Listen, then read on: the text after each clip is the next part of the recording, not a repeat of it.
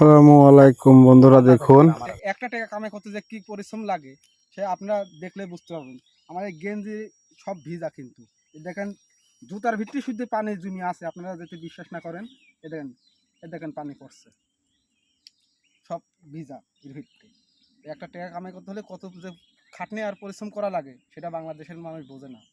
কিছু কিছু পরিবার গেঞ্জিটা আছে, ভিজি গেছে, তাহলে চিপিয়ে একটু দেখান।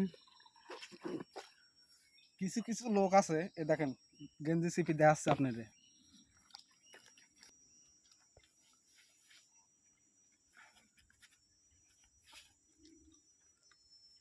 মানুষ মন করে প্রবাসে খালি টেকা আর টেকা, মাস গেলে টেকা 60,000 70,000, কেউ বিশ্বাস করে না খাটনি কিরকম।